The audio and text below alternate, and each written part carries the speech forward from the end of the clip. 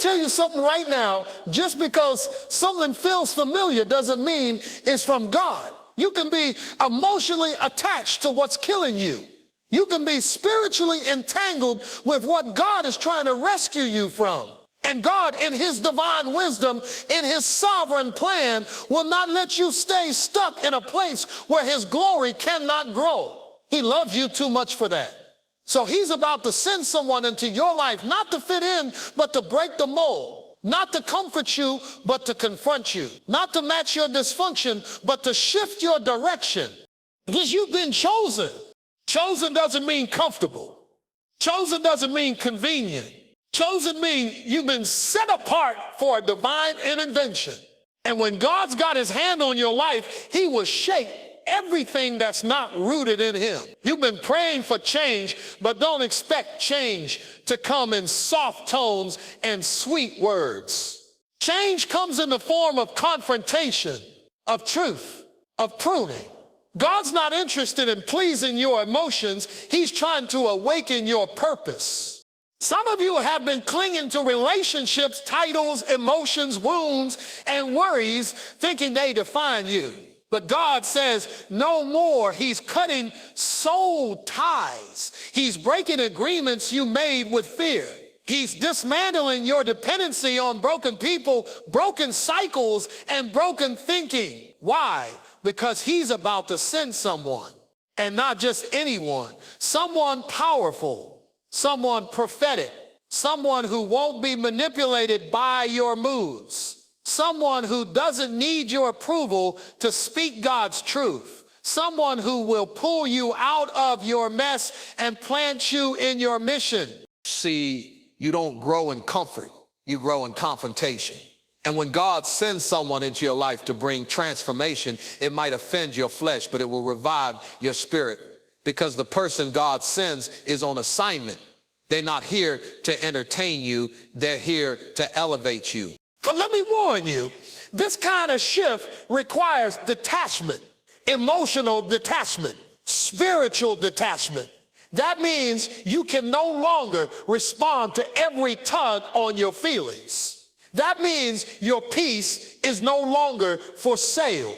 You can't afford to be emotionally intoxicated and spiritually ineffective. Not when you've been chosen. Detachment isn't rejection, it's realignment. God is separating you from the weight of opinions and the noise of distraction so you can finally hear his voice clearly. You can't carry purpose and pain at the same time if the pain is still managing your mind. You've got to detach from the need to be understood by people who are not assigned to your destiny. You see, Joseph had to detach from his brother's betrayal to become the prince of Egypt. David had to detach from Saul's jealousy to wear the crown. Jesus had to detach from the crowd's applause and the disciples' confusion to fulfill the cross. And you got to detach from what's draining you so you can embrace who God is sending to train you.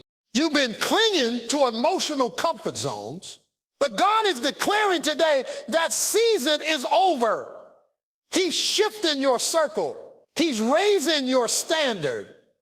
And he's sending someone not to admire your potential, but to activate it. Not to agree with your dysfunction, but to deliver you from it. That's the kind of love only God can orchestrate. Here it is, if you don't detach, you'll delay.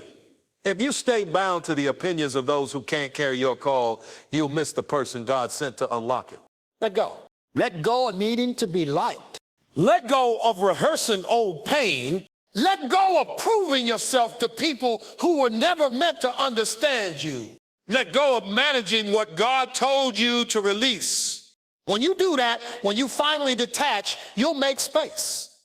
Space for revelation, space for restoration, space for the right person to walk in and say the hard thing you needed to hear, space for the anointing that doesn't tickle your feelings but triggers your future. You are God's chosen. That means you're not called to remain in emotional chaos.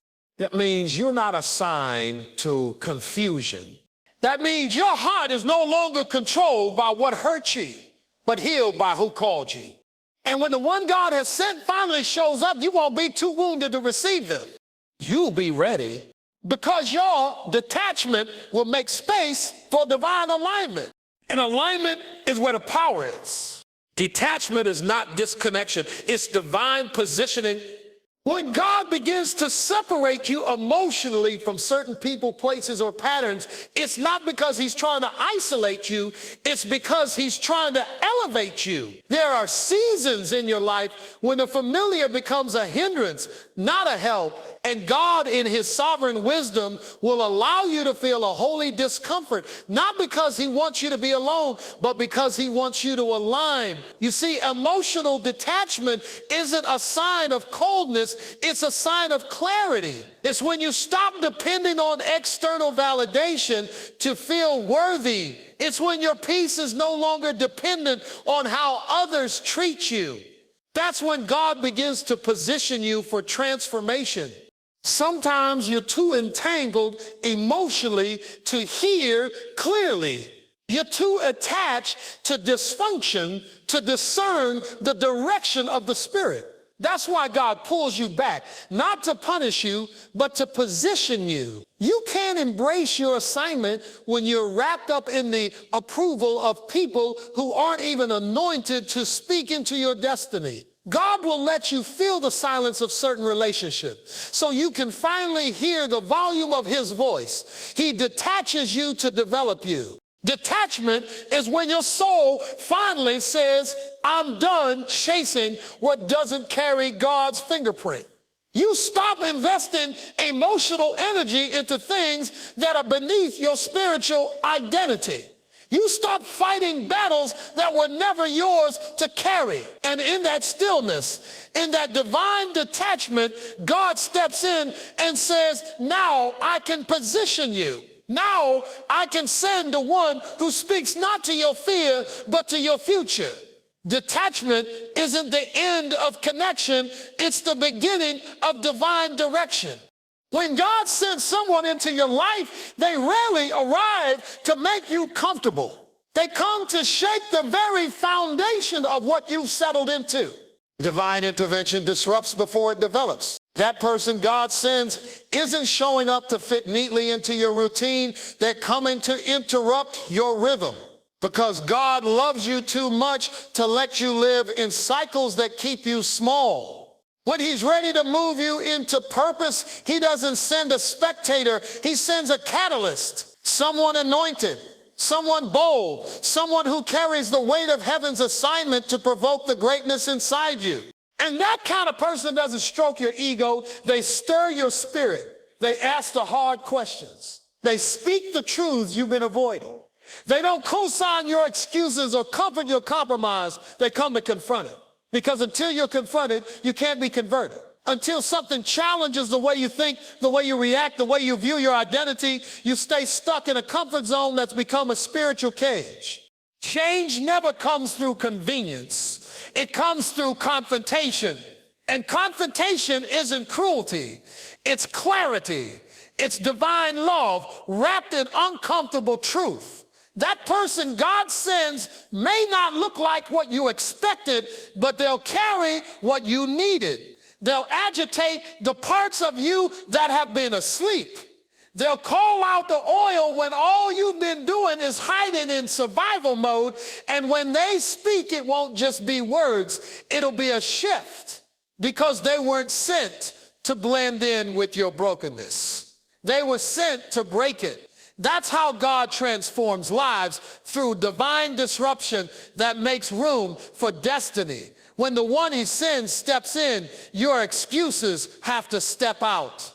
Emotional detachment can be God's way of breaking you free from emotional bondage. Too often we confuse closeness with calling and connection with covenant. We cling to people, memories, and moments that no longer serve where God is trying to take us. And in his mercy, God begins to untie the emotional knots that keep us bound to dysfunction. That detachment you feel isn't random, it's strategic.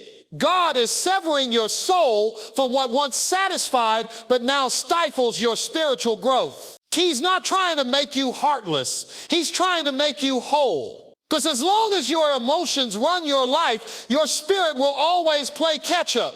There are relationships that feel familiar but are rooted in fear, not faith. Conversations that sound supportive but are spiritually manipulative. Attachments that look like love but are really chains in disguise. So God, in his divine timing, begins to create space, not because he's removing love from your life, but because he's removing the lies you've built your identity around. Emotional bondage looks like needing constant approval, fearing rejection, avoiding truth, or repeating cycles just to feel accepted. But emotional detachment, when led by the Spirit, is deliverance. It's saying, I will no longer let my past hold my future hostage. When God is about to elevate you, he must first emancipate you. You can't move into your next step. Your soul is still trapped in your last. So he'll allow certain things to feel distant, certain people to go quiet, and certain emotions to lose their grip, not to leave you empty, but to make you ready. Emotional detachment in the kingdom is not indifference. It's independence from what was never meant to define you. God is freeing your feelings so he can focus your faith. God never brings transformation through comfort. He brings it through conviction. We want elevation without confrontation, breakthrough without breaking, and purpose without pressure. But that's not how heaven operates. God doesn't grow you in the soft soil of convenience. He grows you in the deep ground of surrender. And surrender doesn't happen when everything feels good. It happens when the Holy Spirit presses on the areas you've kept hidden, the wounds you've dressed up, and the lies you've started to live like truth. That's where transformation begins, in the tension, not the ease. Comfort coddles you, but conviction calls you. It grabs hold of your heart and says, you can't stay here. There's more in you. And that conviction may come through a word, a person, a season, or even a loss. But make no mistake, it's not punishment, it's preparation. God will allow your comfort zone to be shaken until you finally realize it was never your safe space. It was your spiritual ceiling. Conviction is the voice of God saying, I've chosen you for more than this. And it won't always come softly. Sometimes it will unsettle you. It will stretch you. It will make you question why you ever settled in the first place. Transformation requires honesty with yourself and alignment with God. You can't fake your way into destiny. You can't sugarcoat rebellion and expect to walk in righteousness. Conviction exposes what comfort excuses. It reveals the pride, the fear, the compromise, so God can bring healing, authority, and clarity. That's why when you feel convicted, don't resist it. That's the Spirit whispering, you were made for more than surviving. You were made to walk in kingdom power. Comfort will protect your ego, but conviction will protect your soul. A God-sent person doesn't always come dressed in ease. Sometimes they come dressed in disruption. When heaven assigns someone to your life, they don't arrive to entertain your habits. They come to expose what's hindering your purpose. They may not look how you imagined. They may not talk how you expected, but they will carry what your spirit has been crying out for. God doesn't always send the gentle wind. Sometimes he sends the storm, not to destroy, but to rebuild. And that rebuilding starts with shaking the things that are out of order. We often pray for change, but when it shows up in the form of confrontation or challenge, we call it offense. The person God sends may not flatter you. In fact, they might frustrate you because they're not here to play along with your dysfunction. They're here to dismantle it. They won't validate your wounds just to keep the peace. They'll speak truth that pierces so God can heal. And if you're too emotionally tied to comfort, you'll reject what was sent to rescue you. God doesn't always wrap answers in pleasant packaging. Sometimes he sends a voice that sounds like rebuke but carries reformation. Sometimes he sends a friend who asks the questions you've been avoiding. Sometimes he sends a friend who won't let you hide behind charisma while your character suffers. Their presence may agitate your comfort zone, but that agitation is a holy alarm clock calling you to wake up to destiny.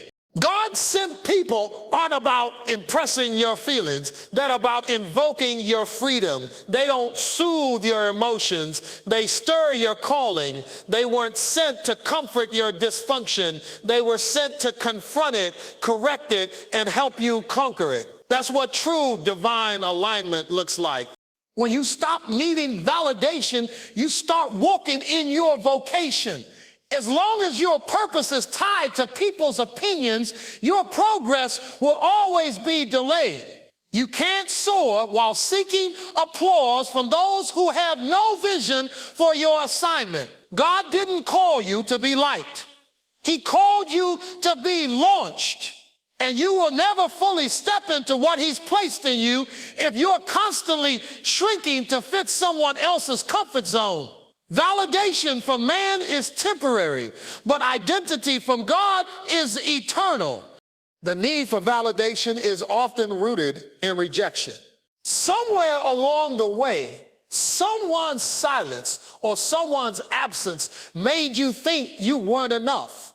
But God is saying, I validated you before they rejected you. I called you before they saw you. And until you believe that, you'll keep performing instead of walking in power. You'll keep editing yourself to fit into rooms that don't deserve your presence. You'll keep asking people to confirm what God has already spoken. But when you let go of that need, something breaks. You become dangerous to the enemy because now you're no longer looking for permission. You're walking in purpose. You're no longer driven by the approval of the crowd. You're led by the voice of the King. That's when your vocation, your divine assignment starts to come alive because now you're not distracted. You're not waiting for applause. You're not adjusting your anointing to keep people comfortable. You move in speaking and living from a place of holy confidence. And that confidence doesn't come from being praised. It comes from being positioned by the one who formed you, called you, and released you. When validation loses its grip, vocation takes the lead. That's when you truly begin to walk in kingdom authority. You must learn to discern who's in your life by placement and who's there by purpose. Not everyone attached to you is assigned to you. Some are merely present while others are planted.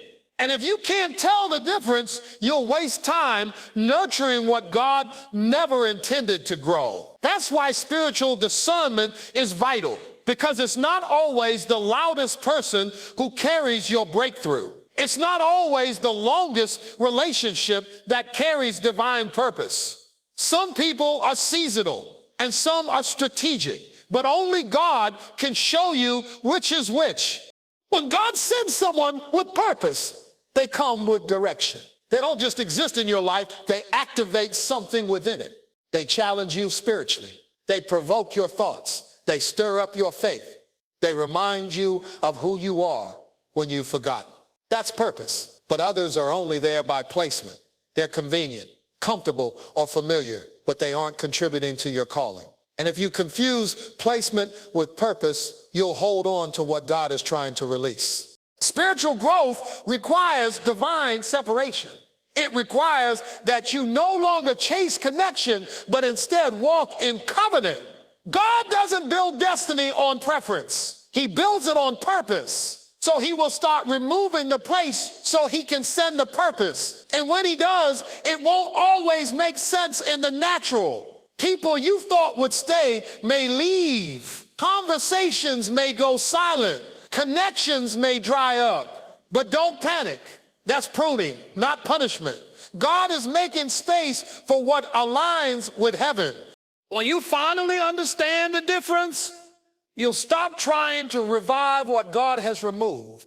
You'll stop inviting the temporary into places meant for the eternal. because you're not living by preference anymore. You're walking in purpose. God will often isolate you before he elevates you. Isolation is not abandonment, it's alignment. It's the place where distractions are silenced, idols are confronted, and your identity is clarified. Before God brings transformation through someone else, he first brings revelation within you. Because if your spirit is still cluttered with the noise of opinions, expectations, and unhealed wounds, you won't even recognize the voice of the one he sends. So he draws you into isolation, not to punish you, but to prepare you.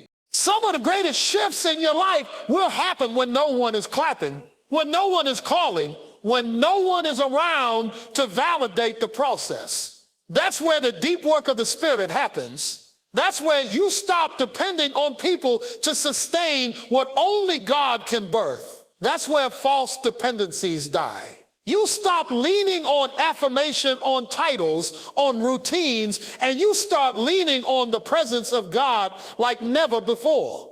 Isolation clears the stage so God can speak without interruption. It's in isolation where your roots grow deeper, where prayer becomes more than routine, where scripture becomes survival, where worship becomes warfare. It's in that quiet place that God refines your discernment. He tunes your ears to recognize the sound of divine direction. So when he does send someone, you're no longer led by desperation. You're led by discernment. You're no longer looking to be saved. You're ready to partner in destiny. God isolates before he elevates because he knows the weight of purpose requires capacity. And capacity is built in the quiet, in the stillness, in the wrestling. Don't despise isolation. It's not the absence of people, it's the presence of preparation. Heaven does its deepest work when earth is silent. When God assigns someone to your life, it's not for entertainment, it's for equipping. They don't come to make you feel better. They come to make you become better. Their role is not to cater to your comfort, but to call forth your character. And many times their arrival marks the beginning of divine accountability. Because purpose doesn't grow in isolation, it flourishes through alignment. When God brings the right person, they become a mirror, a measuring stick, and a movement all in one. They reflect your blind spots, they stretch your standards, and they provoke your progress. This is why spiritual maturity is required. Because when someone comes with holy authority, immaturity can mislabel them as offensive or controlling. But they aren't controlling, they're correcting. They're not attacking you, they're awakening you. And if you're still emotionally tied to people-pleasing, you'll reject the very one God sent to restore you. Accountability is not criticism, it's care with clarity. And the one God sends will not just clap for your victories, they'll confront your inconsistencies. You mean someone in your life who loves you enough to challenge the excuses you baptized as personality traits. Someone who won't let your gifting outrun your grounding. Someone who values your soul more than your stage. Because accountability is protection. It keeps you aligned with God's standard, not man's opinions. And the one God assigns to your journey will not be impressed by your charisma. They'll be committed to your character.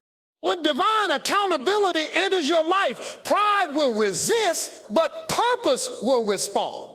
You'll feel the stretch. You'll feel the tension. But in that tension is transformation. God sends people not to limit your freedom, but to fortify your foundation. Because purpose is too heavy to carry without divine structure. When God begins to elevate you, he would also begin to separate you. And with that separation comes a new level of discernment. Not just in what you do, but in who you allow close. Everyone can't go with you.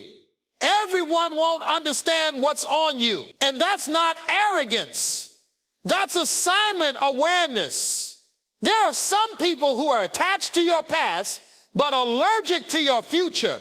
They love the version of you that was broken, predictable, and dependent.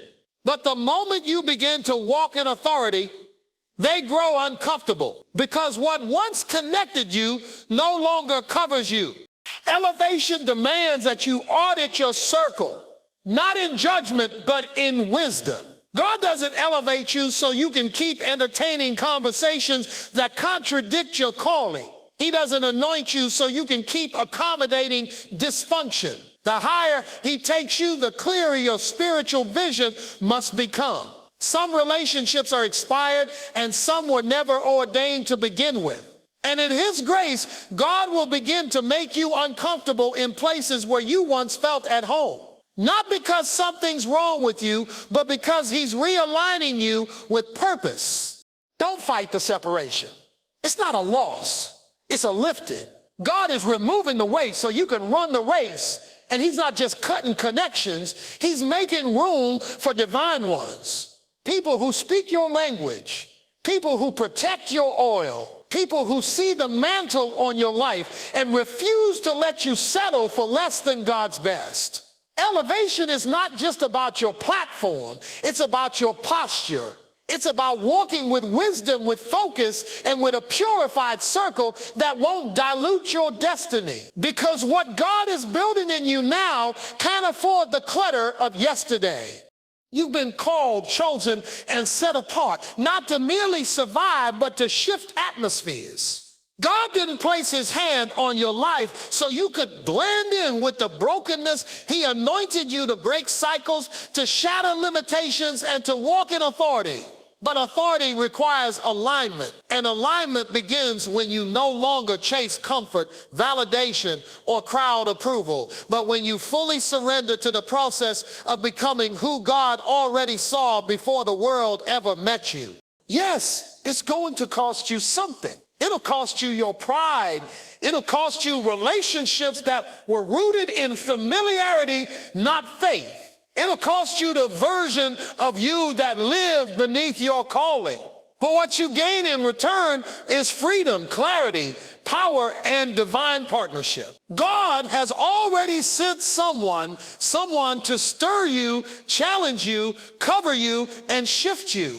Don't miss them because you were emotionally tied to what kept you small. Don't resist the stretching because in the stretching is your becoming. This is your moment to rise, not in emotion, but in establishment, to step out of survival mode and into spiritual authority, to stop reacting and start reigning. God has not forgotten you. He's been preparing you, and now he's surrounding you with divine help. This is not just a season, it's a summons. And when heaven calls, everything in you must answer. Stand up, let go, and walk forward. Because the one he sent didn't come to fix your past. They came to provoke your future.